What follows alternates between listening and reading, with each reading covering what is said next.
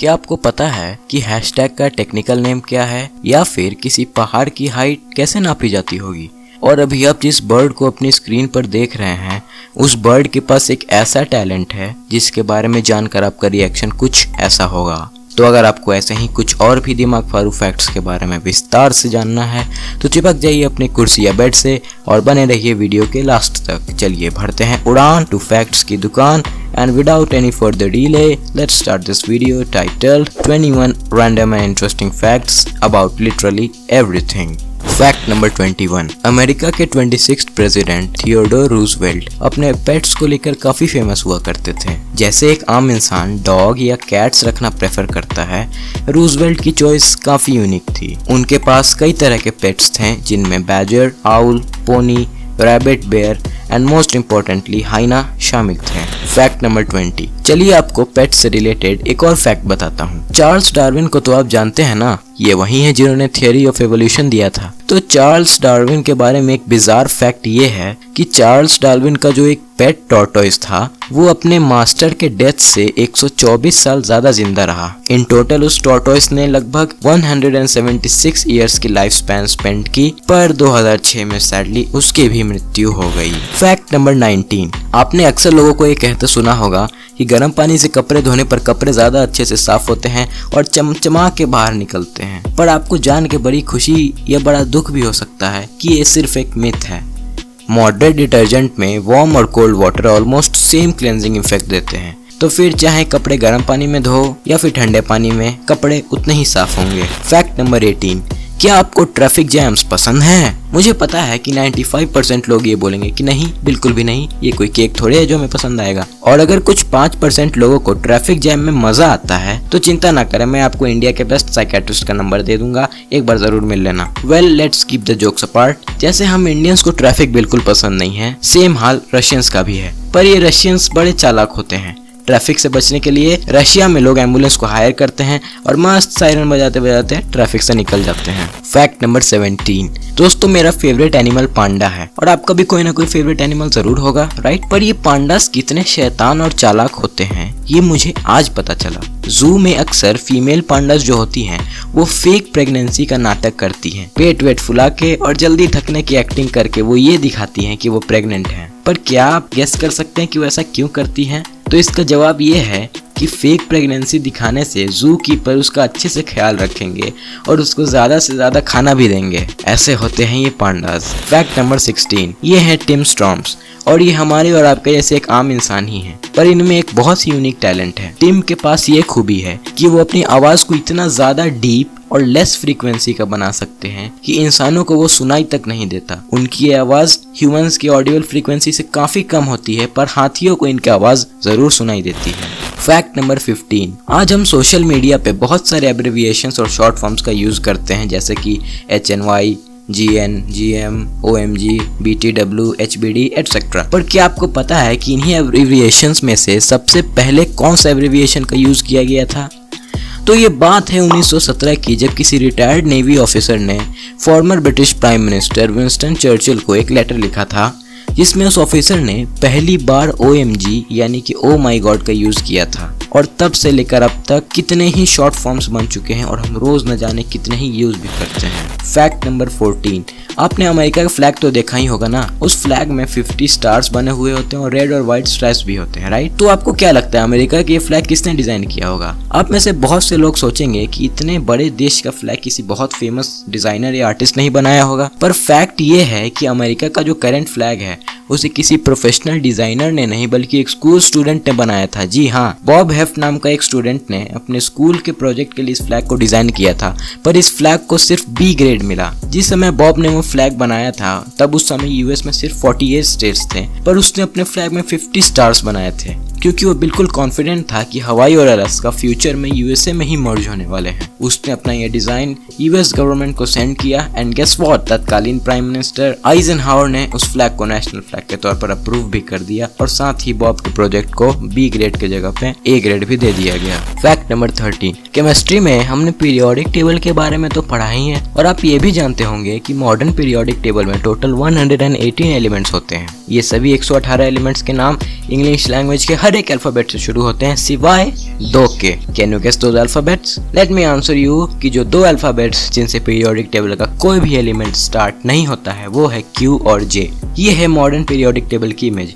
अगर आप चाहें तो वीडियो पॉज करके चेक भी कर सकते हैं कि किसी भी एलिमेंट का नाम Q या J से शुरू नहीं होता है। फैक्ट नंबर 12, अगर आप मोटापे से परेशान हैं और पतले होना चाहते हैं तो रुक जाइए, आपका इंतजार अब खत्म हुआ। आज मैं आपको बताऊंगा कि बिना जिम जाए और बिना एक्सरसाइज किए आप कैसे कैलोरीज बर्न कर सकते हैं। तो पहला स्टेप, अपने घर के किसी भी बड़े दीवार के पास जाके खड़े हो जाइए। स्टेप 2, दीवार की तरफ मुंह करके खड़े हो जाइए। और लास्ट स्टेप 3, अगले 1 घंटे तक अपने सर को दीवार पे पटकते रहिए। ऐसा करने से सिर्फ 1 घंटे में आप 150 कैलोरीज बर्न कर सकते हैं। वो अलग बात है कि बाद में आपको हॉस्पिटल जाना पड़ सके। Guys, I am not joking. किसी रिसर्च में ये पता चला है कि अगर आप अपने सर को 1 घंटे तक दीवार पे पीटते रहते हैं तो आप 150 कैलोरीज एक साथ बर्न कर सकते हैं। So now choice is yours. या तो आप जिम और एक्सरसाइज करके वेट लूज करो या फिर सर पटक पटक के।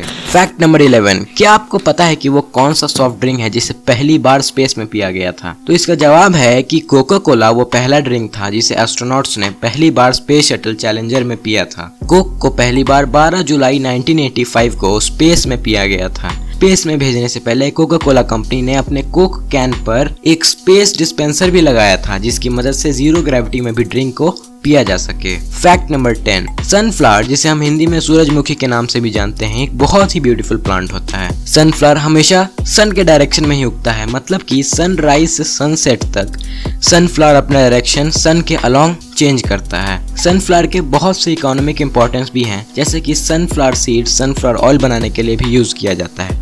पर फैक्ट ये नहीं है, फैक्ट तो ये है कि सनफ्लावर का एक ऐसा यूज है जिसके बारे में बहुत कम लोग जानते हैं। सनफ्लावर प्लांट की एक रिसेंटली डिस्कवर्ड प्रॉपर्टी ये सामने आई है कि ये प्लांट रेडियो एक्टिव सॉइल को नॉर्मल सॉइल में कन्वर्ट कर सकता है। जी हाँ, इस टेक्निक का इस्तेमाल आज जापान, हिरोशिमा और नागासाकी में कर रहा है क्योंकि वहाँ की मिट्टी आज भी रेडियो एक्टिव है। फैक्ट नंबर 9, दोस्तों आपको ये तो पता ही होगा कि ग्रुप ऑफ शीप्स को हर्ड कहते हैं, ग्रुप ऑफ फिशेस को स्कूल कहते हैं, ग्रुप ऑफ डॉग्स को पैक और ग्रुप ऑफ बीज को स्वॉर्म कहते हैं। पर क्या आपको ये पता है कि ग्रुप ऑफ क्रोज को क्या कहते हैं? ये सुन के शायद आपको थोड़ी हंसी आए, पर according to Google a group of crow को मर्डर कहते हैं। जी हाँ, मर्डर। फैक्ट नंबर 8, क्या आपको पता है कि रेस्टोरेंट के शेफ का जो हैट होता है उस हैट में बहुत सारे छोटे छोटे फोल्ड्स क्यों होते हैं? तो इसका जवाब ये है कि किसी शेफ के हैट के फोल्ड्स उस शेफ के कुकिंग स्किल्स को रिप्रेजेंट करते हैं। फॉर एग्जाम्पल, अगर किसी शेफ के हैट में अराउंड 100 फोल्ड्स होते हैं तो ये बताता है कि उस शेफ को 100 अलग अलग तरीकों से एग बनाना आता है, मतलब कि वो शेफ एग की 100 अलग अलग डिशेस बना सकता है। फैक्ट नंबर 7, इस दुनिया में जितने भी लोग नेटिव इंग्लिश स्पीकर्स हैं उनसे 4 गुना ज्यादा तो लोग पूरे वर्ल्ड में इंग्लिश को एज सेकंड लैंग्वेज यूज करते हैं। वर्ल्ड में अराउंड 360 मिलियन की पॉपुलेशन नेटिव इंग्लिश स्पीकर है और वहीं अराउंड 1.5 बिलियन लोग इंग्लिश लैंग्वेज को एज सेकंड लैंग्वेज यूज करते हैं।